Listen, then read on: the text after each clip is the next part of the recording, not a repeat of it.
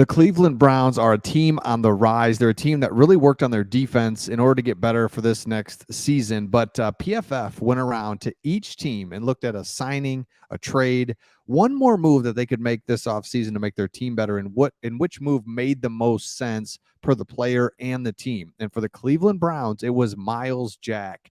And this move, the more we look into it, makes so much sense for the Cleveland Browns because, again, they're a team on the rise, a team that had to improve their defense. They've done that tremendously, but this is one little area that would really help if you could get Myles Jack. If you're new to our channel, we make videos for teams and about teams that don't get the coverage from the national media. Cleveland Browns are one of those teams. We know it. We're Detroit Lions fans, and we know what it's like to just get overlooked time and time again. So if you're new to our channel, please subscribe. So as you look at the Cleveland Browns, let's take a look at what they did this offseason, and then I'll show you why Myles Jack's just the absolute perfect signing left to do this offseason. So quarterback, full year of Deshaun Watson, good. Chubb, Amari Cooper. Wide receivers are looking really good. David Bell, like him. Tight ends, really good. Atkins doesn't get talked about enough.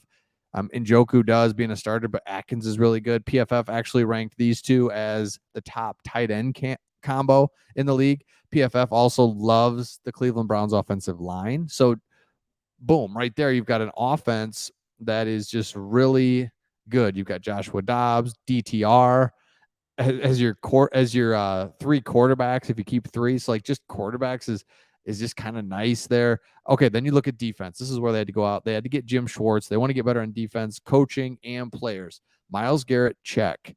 Zadarius Smith. The Browns know they've got a generational talent in Myles Garrett, so they had to go help him out by go get somebody on the other side.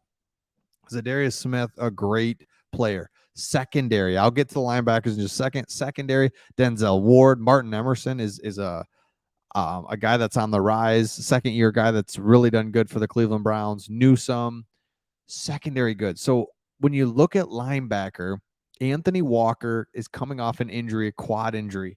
You'd like to just have better starters and some depth at linebacker. If you've got the linebackers figured out, you've got a great defensive line, great secondary. Linebackers the one area where, if anything, you'd like a little bit more depth. So PFF says makes so much sense for Myles Jack. He's 27 now. He'll be 28 years old for the duration of the 2023 season. So I thought he was older. I thought he was 30, but he's only 28 years old, and he has posted a missed tackle rate below 10% in 3 straight seasons. He's one of the best tacklers. He's a sure tackler, and that's really important because in Jim Schwartz's defense, you're going to rush 4 a lot of times. You're going to play in this base most of the time, especially with good pass rushers. That's what he loves to do, drop 7. But he's really good about when he brings pressure, it's everybody. So you've got to be a really good tackler in his defense because every so often he brings a lot of pressure and you want to be really good there. So that's a really good deal. He signed a 2-year deal with the Steelers after being with Jacksonville for so long. Remember, he's successful with Jacksonville, comes to the Steelers on a 2-year, $16 million contract. So $8 million a year. So this guy's no just, all right, whatever, league minimum guy. No, I mean, he still could play. The Steelers were excited to get him, but they cut him in a cost savings move this offseason. So the Browns have plenty of funds available and interested. They have $17 million in cap space. So here you got a 2-year, $16 million deal. So $8 million a year.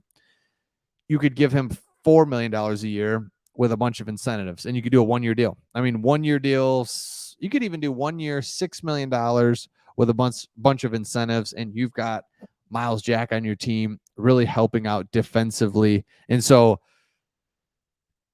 Jack is hoping to prove he still belongs in 2023, and playing his former team twice a year will likely add some extra incentive with the team that cut him in the Steelers. So Myles Jack, remember he went to UCLA. He's a sturdy, strong linebacker, because here we go. So he didn't have a sack, forced fumble, or interception in 2 straight seasons. So he's lost a little bit of the juice, a little bit of a sack or create a big play situation. That's fine. The Browns want him for 1 year. They want him to just help that young core, that defense, turn the corner and be a good defense because they've got the right players offensively. They could be a really good team. nobody's talking about the Browns. It's funny to me, but I get it. We've talked about it on this channel. If you've been around on this channel for a little bit, we appreciate you. A lot of good comments about the Lions and Browns. We've talked about it. We have no beef. We support each other, if anything, because we know what it's like. We know what it's like to just not be great and be in a tough division seemingly every year.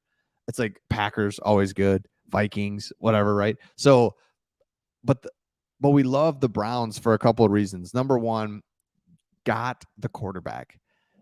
You got the quarterback. So now it's just like, all right, let's just adjust around him. There's no reason why Watson can't be like he was 2-3 years ago.